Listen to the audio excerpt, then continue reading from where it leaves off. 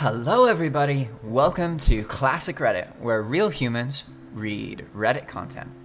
Today's Ask Reddit question is by YVNG Jiffy 703. What is clearly a scam, but is so normalized that people don't notice? Those registries that people pay money to name a star. I keep seeing advertisements on Facebook for companies that will give you official lord or ladyship for like $50 based on giving you the title to a small parcel of land somewhere like Scotland. I Googled one of them once, and the first result was a breakdown of why the company is fraudulent and doesn't actually have access to any land anywhere. I think that would make a great base to a story about some Joe Schmo who buys a star and inherits the problems from that star's inhabitants. They all come all the way to Earth after looking up the International Star Registry, and he has to deal with their centuries-old wars. Because those registries have no legal authority to officially name the stars, or any other astronomical bodies such as a galaxy or asteroid. They simply just take people's money and then print out pieces of paper that say, such and such star is now named whatever you asked it to be named. And then you go ask an astronomer to locate you the star, and they'll look at you like you're goofy. The only recognized organization that can name such entities is the International Astronomical Union, IAU, which strictly forbids the commercial naming of astronomical objects for profit and has a whole page on its website dedicated to debunking the validity of such star registries that sell star names. Another response to what is clearly a scam, but it's so normalized that people don't notice. Manufacturers refusing documentation to private repair enterprises and requiring you to get your products fixed by the dealer. Basically, the reason for the right to repair movement. Yes. I used to work with John Deere, and they were terrible about it. Farmers are looking for older equipment because they don't want to have those software lockouts. iPhones disabling themselves if you put in third-party parts. I can understand shutting off a certain aspect, but not breaking the whole phone.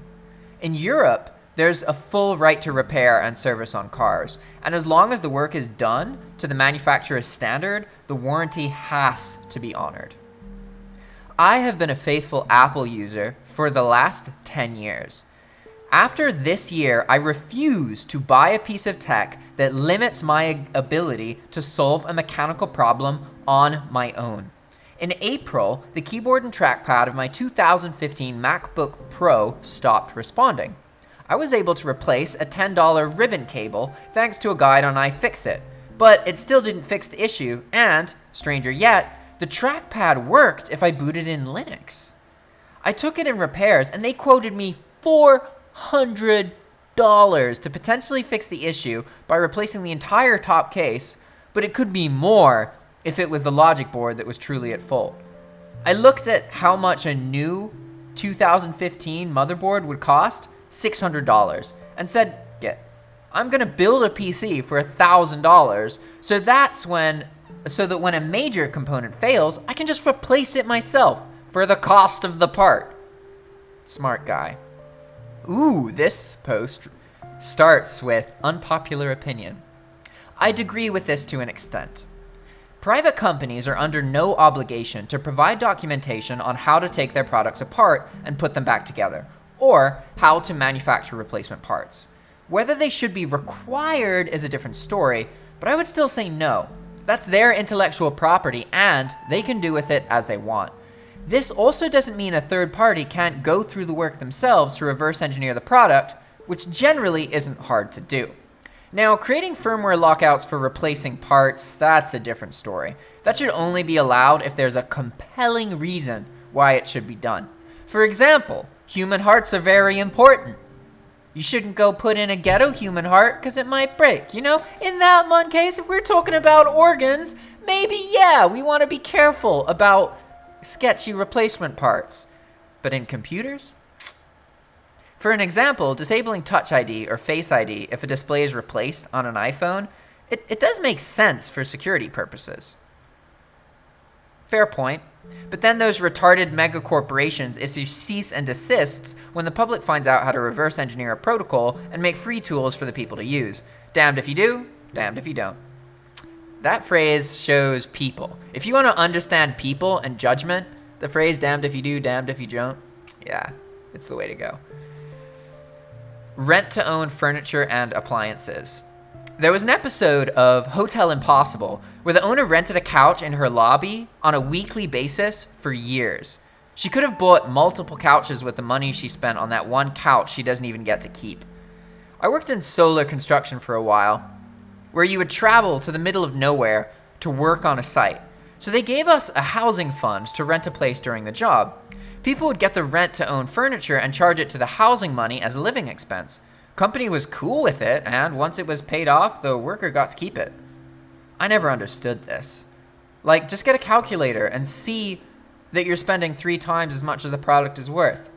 I don't know about that logic. See, nothing's ever that simple.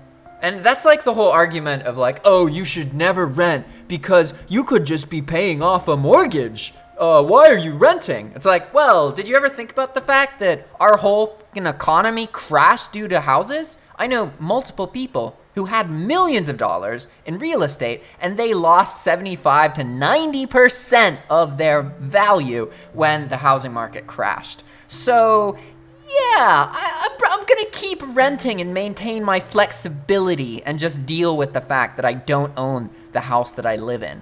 It's not like I can't find other places to rent.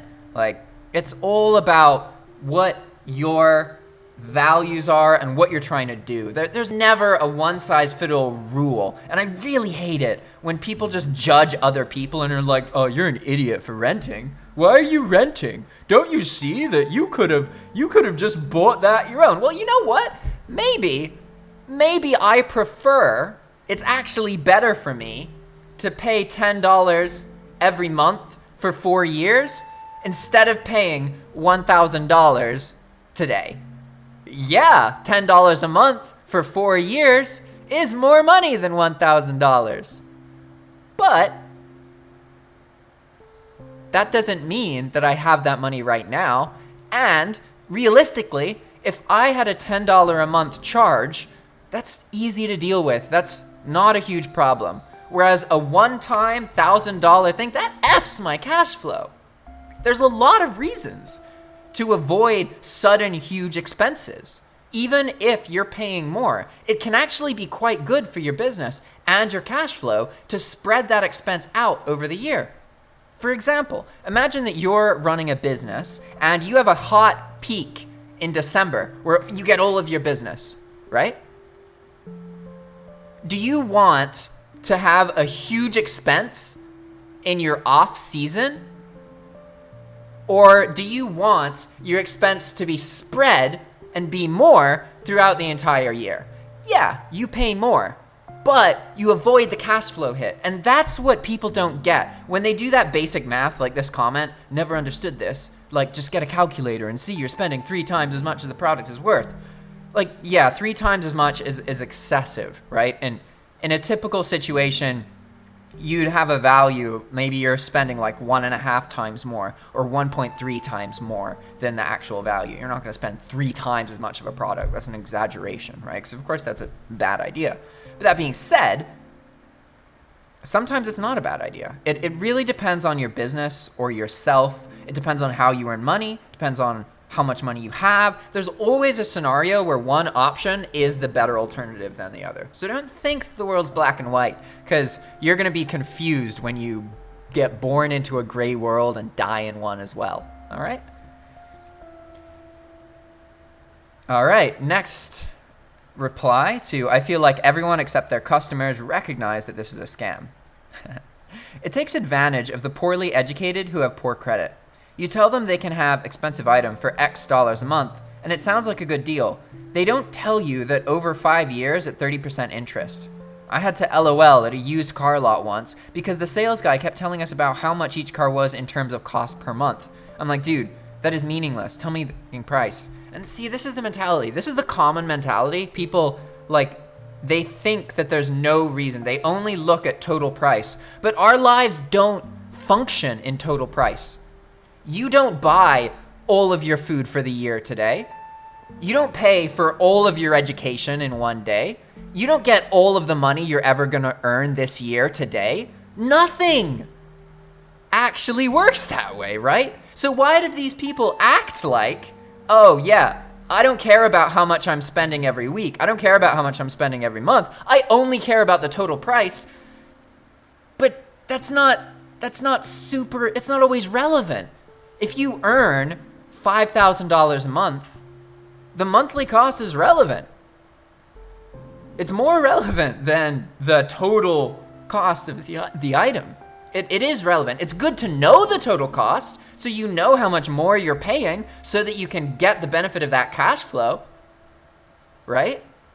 But that doesn't mean that it's just dumb and useless, right? Granted, a lot of people do manipulate others. So I'm coming from the perspective of I really care about you, and I think it is possible that you might actually be better off splitting up your one-time bill. Instead of paying it once per year, you pay it once per month and pay like 30% more.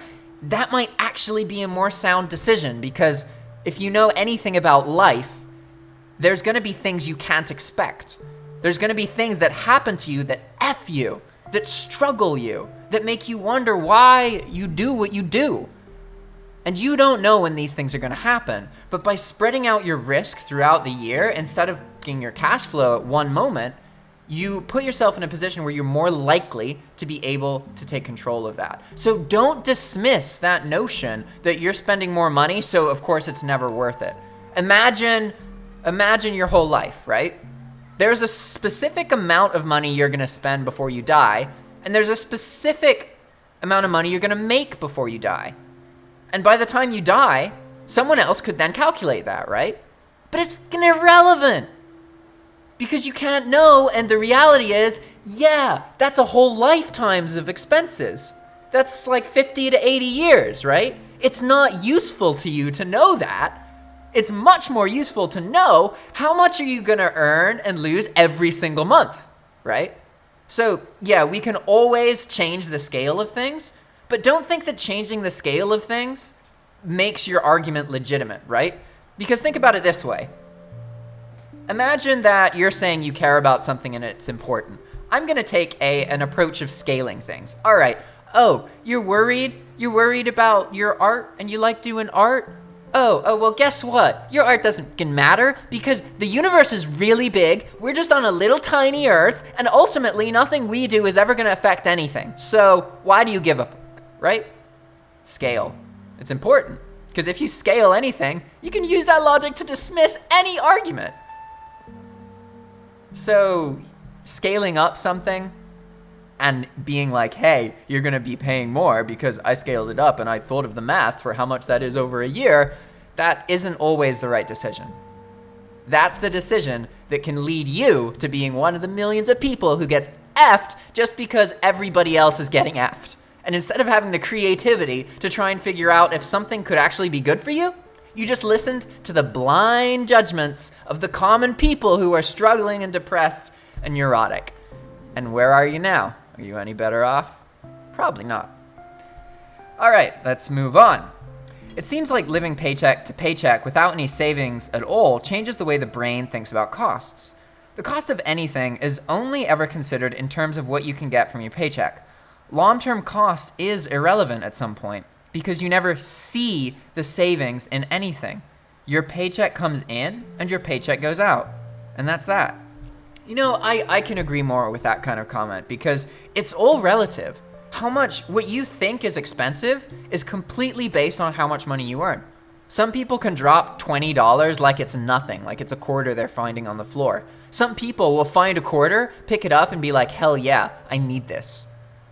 It all depends on where you live, how much you earn, how you spend money. For example, if you go to the grocery store and you can only spend $40, you might actually enjoy picking what you need to spend because you have a finite amount of money to spend. Whereas if you go to the grocery store and you can spend infinite amount of money and you don't give a then it almost becomes less enjoyable because you don't have a limitation. And as a person who has all my bills paid from work I've done in the past, like I don't have to do anything. I don't have to work. I could just do nothing and I'd be okay. Granted, after a year or two, I'd need to set up some new things so I can earn money, but I'm fine, right? I'm telling you this because I live in a world where everything I do is something of my choosing and nothing is being forced upon me. I don't have to go anywhere unless I want to. And I love what I do, okay? And I'm telling you, even in this life, I still get sad. I still get depressed. Sometimes I wonder why I'm doing what I'm doing. Granted, most of the time I'm really happy, but you would think, oh, if I just had all the time in the world, I'd be happy and I wouldn't have any problems. Well, guess what? Unfortunately, life is a lot about the limitations. If you give something everything straight away, they tend to get numb to it. What you'll find, it's just like in a video game. If you start a video game and the moment you start, you enable all the cheats, so you're invincible, you have every weapon, you kill everything super fast, it's really interesting for about 5 minutes, and then guess what happens? There's no reward scheme, no sense of progress, and you stop. So even though you had everything, it doesn't mean anything to you because you didn't have to work for what you have. And that's exactly how life works. You can think that if you just had everything you needed, that you'd be happy. But happiness doesn't come from things that you have. Happiness is a response to the things that happen to you. Your life is out of your control in a way because you can't control what happens to you. But you can control what you do about what happens to you, right? All right, next response. So what is clearly a scam, but is so normalized, people don't even notice? Mobile game ads that show gameplay of Call of Duty or Skyrim style game, but in reality are just a spin-off and aren't even 3D. Oh yeah, I feel you, man. Those are frustrating. I really hate it when there's a cinematic thing for a video game and it makes it look like it's 3D, you can explore, run around, but then in reality, it's just like a 2D image side-scrolling game. You know, it's like, come on. Manage your expectations better, yo. Don't forget those game ads that pretend to be puzzle games where you pull all the pins. Looking at you, Homescapes. Rise of Empires! Play the classic game you remember now on mobile! I really, really want them to be sued for death for stealing AoE assets. Oh, sweet Jesus, the Age of Empires one. Those guys have been flogging that dead horse for years. Dude, that Mafia City ad, full of stolen assets. Literally just straight up ripped Sam Fisher from Double Agent and used it as a character for the ad. Ebony was the worst for that. They promised us elf boobs, but there were no elf boobs. There was some sort of ad a few years ago that played a CG cutscene of two anime girls fighting. Computer graphics cutscene. They put unnecessary blur censorship over their chest and genitals to make desperate weebs think the heroines were so scantily clad that nip and vips and vag slips were a thing in the game. The thing is, about 5 videos later, the ad runs again, but for a different game, using the same CG, but not censored. And it turns out the women are actually fairly covered up for JRPG armor settings. That's classic. This post by Praise God Barebones. I don't know if anyone remembers power balance bracelets from the early 2000s. A lot of celebrities and athletes advertised for them, and they claimed to improve your balance and overall health.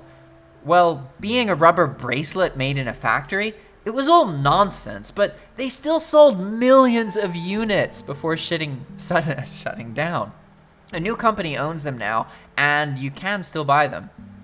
Yes, I did hear about this from a Danny Gonzalez video. Here's the link.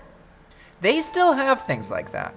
We live in a touristy city, and when my in-laws come to visit, my father-in-law bought a balance bracelet from a street vendor. He said at dinner he could already feel a difference in the way he walked. I love him to death, but shh. Yeah, I remember those. baseball players, specifically pitchers, used to wear several at a time when they were playing. Then one day, everyone stopped. I remember that. It uses holographic technology, they would say, and said technology would turn out to be a sticker. I'm on their website trying to figure out what they actually do. And they say all this stuff about holographic 3D Gion-infused technology based on Eastern philosophies, but not one thing about what it actually does. Even under what does it do, they just say it might not work for everyone, but it has holotech Eastern philosophy inspired whatever. I remember a couple of the more athletic kids in elementary school were adamant about its effectiveness and never actually admitted they were wrong. They just quietly got rid of theirs over a break. You know, that brings up a point about humans, because we shit on each other so much. And what's quite remarkable is that there's a lot of things you can do in life where you can't actually get out of a situation in the moment. There's not actually anything you can do about it. But if you tell yourself you can, and you find reasons to be positive, even if there's none, if you just bullshit yourself long enough and make it up, eventually you find a way. That's the key to getting through stuff, is to understanding that our brains are so powerful that if we believe something, we can make it happen, even if it was otherwise impossible to us previously. Let's talk about the placebo effect, if you don't believe me. The placebo effect, if you don't know what it is when you give somebody like a sugar pill and you tell them it's going to make their headache goes away, and then their headache goes away, and they're like, wow, that pill was awesome, but it didn't actually do anything. They just believed it would do something, and that was enough. And you know what's so crazy? If that sounds weird to you, really, I'm telling you, research more about the placebo effect, because this effect is so dominant that it is a mandatory part of every single scientific study. If you want to test a drug, you cannot test that drug on humans without also testing humans with fake pills, sugar pills, placebo pills.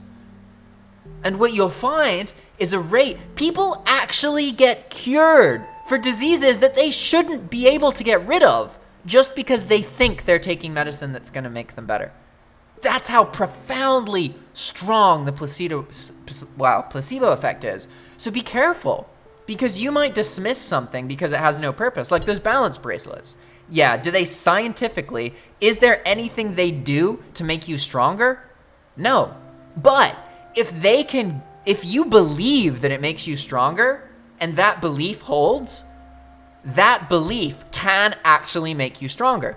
So is it possible for the bracelet made of rubber to make you stronger? No. Is it possible for the bracelet made of rubber to give you a belief and that belief makes you stronger? Yeah, actually it is. That's what the placebo effect is. And it's so documented that you can't test any drug without testing for placebo. And like I said, if you look at these studies, it's normal, not rare, it's normal for people to be cured of diseases and to have their symptoms fixed just because they thought they were taking a drug that would do it, when in reality, it's just a pill that does nothing. That shit's real, guys. Your mind is an amazing, powerful thing. And the things you tell yourself, they matter a lot more than what is real or what is scientific. If you want to look at the world and history, well, you're going to be depressed, right? But you can just find the little reasons to be happy. And you can convince yourself that we're here to find meaning and to be happy, not to suffer. It's possible. Trust me. All right, guys. Thanks for watching. If you want to make this kind of content, please reach out to us. We are developing a tool that allows you to read various things on the internet. We're starting with Reddit, and record what you're reading while you're talking over it. And publish it as a video. If you want to make YouTube content, but you kind of struggle to make YouTube videos and you don't really know where to start and you're overwhelmed by editing, and editing takes so long, it takes like 10 hours of editing for 1 hour of video. If all that scares you shitless, don't start that way. You can start by just sitting down, reading something you're interested in, recording it, finishing it, and then boom, you got a video just like this. It took me as long as this video is for me to record it. Go find some other way to make content where you can make a 20-minute video in 20 minutes. Because I'm telling you, that is rare. And if you're interested in content creation, you gotta keep going. Make new stuff every single day until you know what to do. And if you don't know what to do, keep making more content. All right, guys, contact us if you're interested. Thanks for watching, listening, I guess. See you later. See you next time, I guess, rather. Bye.